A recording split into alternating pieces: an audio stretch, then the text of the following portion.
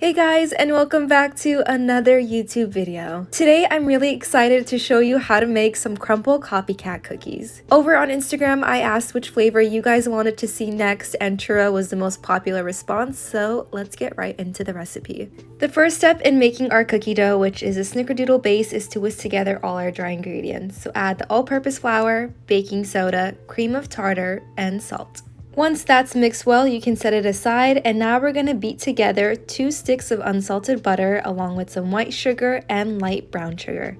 Using the stand mixer with a paddle attachment or a handheld mixer, you're going to beat it until it's light and fluffy just like this, about 2 to 3 minutes. Then crack in 2 large eggs and add 2 teaspoons of vanilla extract. Now you're going to take it back to your mixer and beat until it's light and fluffy again. It should look just like this. Then we take our dry ingredients that we whisked together earlier and add it to our wet and beat it together one more time. This is how your final cookie dough consistency will look like, and we're going to cover it up and pop it in the fridge just to firm up a little bit while we make our cinnamon sugar mixture and frosting.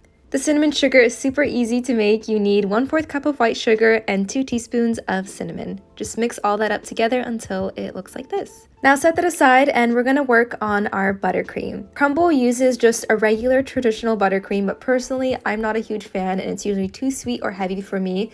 So I'm going to add my own little twist and add some cream cheese to this, and trust me, it's incredible. So first you're going to beat the unsalted butter and cream cheese, which are both at room temperature, with a pinch of salt for about a minute or two until it's light and fluffy. Then add the powdered sugar and beat again until it looks like this.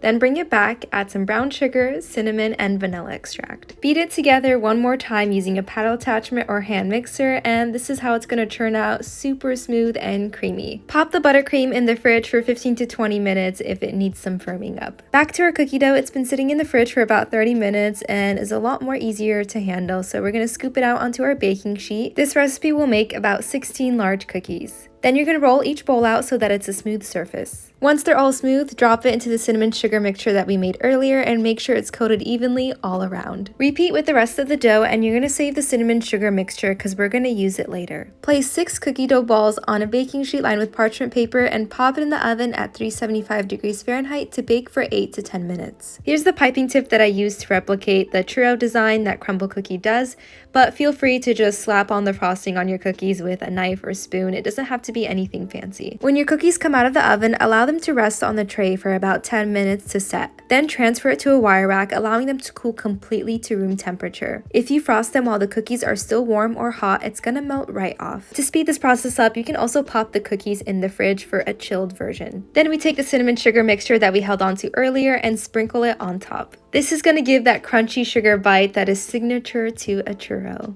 And that's it. These honestly might have been the best cookies I've ever made. I enjoyed them at room temperature and also after chilling them in the fridge. And I have to say, they're so much better when they're cold, so definitely try that out. If you enjoyed this video, make sure to give it a thumbs up and don't forget to subscribe so you never miss when I upload a new video. And on that note, I'll catch you in the next one. Bye!